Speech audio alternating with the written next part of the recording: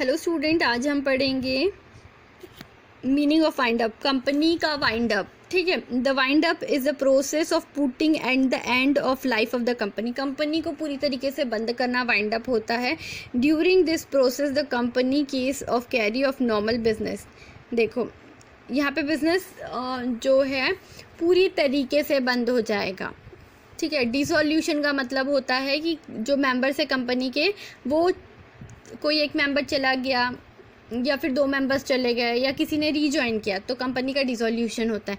लेकिन wind up में company पूरी तरीके से जो है ख़त्म हो जाती है, पूरी तरीके से बंद हो जाती है। उनके जितने भी डेट्स हैं, लाइबिलिटी, उनको वो पे करते हैं और जो सरप्लस है उनको सब मेंबर्स में कंट्रीब्यूट करती है, ठीक है। एडमिनिस्ट्रेटर होता है, एक लिक्विडेटर अपॉइंट करते हैं, जिसको एक एडमिनिस्ट्रेटर होता है जिसको लिक्विडेटर कहा जाता है, उसको अपॉइंट करते हैं ताकि वो जो भी है कंपनी को पूरी तरीके से बंद करे। मतलब कंपनी के जितने भी एसेट्स हैं उनको कलेक्ट करे, जिनको पे करना है उनको पे करे, जिनको डिस्ट्रीब्यूट करना है प्रॉफिट उनको डिस्ट्रीब्यूट करे मेंबर्स के बीच में, ठीक है। और कंपनी को पूरी तरीके से लीगली वो बंद कर सकते।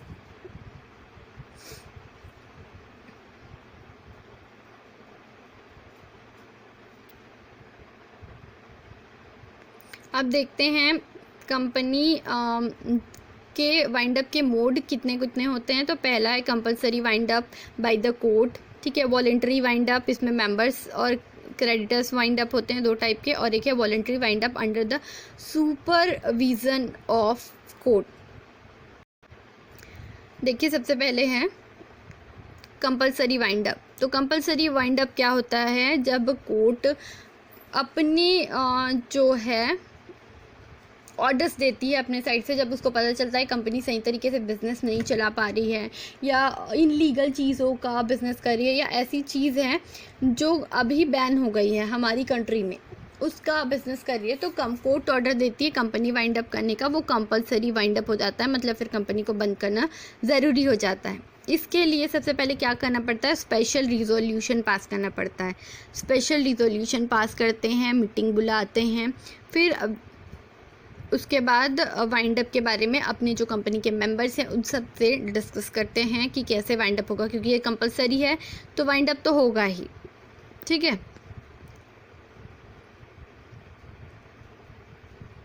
किन किन रीज़न से हो सकता है वाइंड अप, ठीक है।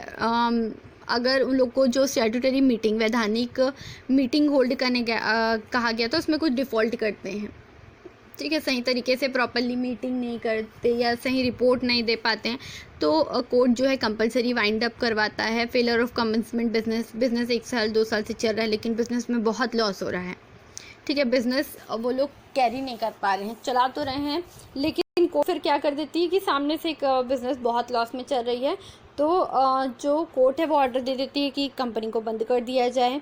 रिड्यूस इन मेंबर, जितने मिनिमम या मैक्सिमम जितने मिनिमम मेंबर्स चाहिए रहते हैं उससे कम हो जाते हैं कंपनी के मेंबर्स, तो कंपनी को वाइंड अप करना बहुत ज़रूरी हो जाता है। उनको खुद को ही करना पड़ता है, नहीं तो कोर्ट भी ऑर्डर दे देती है। इनएबिलिटी टू पे डेब्ट्स, इंसॉल्वेंट हो जाते हैं कंपनी, पे नहीं कर पाते हैं अपने डेट्स को, अपने क्रेडिटर्स को, तब या फिर कि बिज़नेस को चलाने में किसी प्रकार का डिफ़ॉल्ट करते हैं तो कंपनी का कंपलसरी वाइंड अप हो जाता है। अब है नेक्स्ट वॉलेंटरी वाइंड अप, ठीक है। वॉलेंटरी वाइंड अप मतलब अपनी इच्छा से लोग को एक ऐच्छिक समापन भी बोल सकते हैं कि कंपनी किसी स्पेशल पर्पस से बिजनेस चालू की है, ठीक है, और अब उनका पर्पस कंप्लीट हो गया, उनका ऑब्जेक्टिव कंप्लीट हो गया तो वो स्पेशल एक ऑर्डिनरी रिजोल्यूशन पास करती है। कंपनी मीटिंग बताती है, बुलाती है, अपने मेंबर से डिस्कस करती है। और जब स्पेशल रिजोल्यूशन 2 तरीके हैं, या तो ऑर्डिनरी मीटिंग पास करना या स्पेशल रिजोल्यूशन पास करके। तो इसमें क्या है, मेंबर्स को मीटिंग बुलाती है, फिर उनको रीज़न देती है, फिर उसके बाद जब बहुमत होता है तो कंपनी डिसीज़न लेती है वाइंड अप का, ठीक है। 2 टाइप के होते हैं, मेंबर्स वॉलेंट्री वाइंड अप, मतलब मेंबर्स अपनी मर्ज़ी से वॉलेंट्री वाइंड अप करने के लिए एग्री हो जाते हैं आपस में, ठीक है। और सेकंड होता है क्रेडिटर्स वाइंड अप। अगर जो है कंपनी पे नहीं कर पा रही है अपने क्रेडिटर्स को, या उनके पास फंड नहीं बचे हैं अब, तो वो क्या होता है कि क्रेडिटर्स वॉलंटरी वाइंड अप होता है कि वो जो है अपनी बिज़नेस को बंद कर देते हैं और उन सारे डेप्ट को पे कर देती है, ताकि वो इंसॉल्वेंट ना बने, वो सॉल्वेंट ही रहें। जितने उनके पास पैसे हैं उसके थ्रू वो क्रेडिटर्स को पे कर देती है और वाइंड अप कर देती है जो है कंपनी को।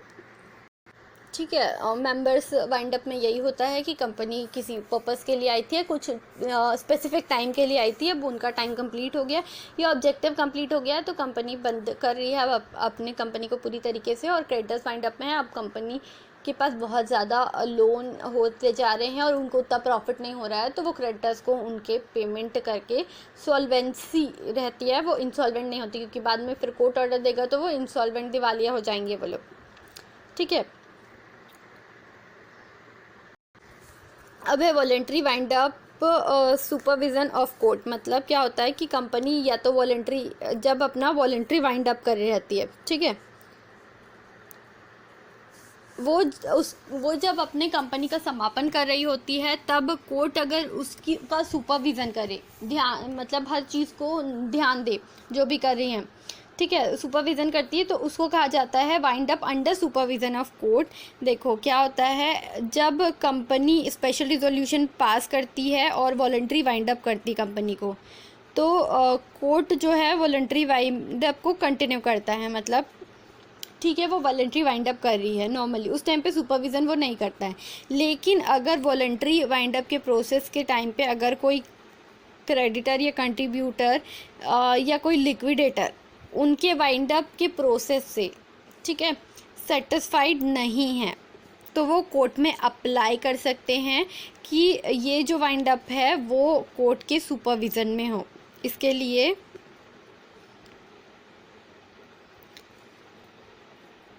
कोर्ट से ऑर्डर पास करना पड़ता है। लिक्विडेटर जो है पार्टली या नेग्लेक्टली कलेक्टिंग असेट्स, मतलब जितने भी एसेट्स हैं वो लिक्विडेटर सही तरीके से प्राप्त नहीं किया या नहीं कर रहा है। Majority of playing fraud in the minority rules recording to the winding of company has been not complete. मतलब अगर रूल फॉलो नहीं कर रहे हैं या एसेट्स कलेक्ट करने में या पेमेंट करने में किसी भी तरीके की गड़बड़ी कर रही है, अगर सामने वाले कंट्रीब्यूटर, क्रेडिटर या लिक्विडेटर को ऐसा कुछ लगता है और वो सेटिस्फाइड नहीं है, तो वो कोर्ट में एक एप्लीकेशन अपील कर सकते हैं। उसको कहा जाता है wind up under the supervision of court. I hope आपको ये तीनों अच्छे से समझ में आ गया होगा।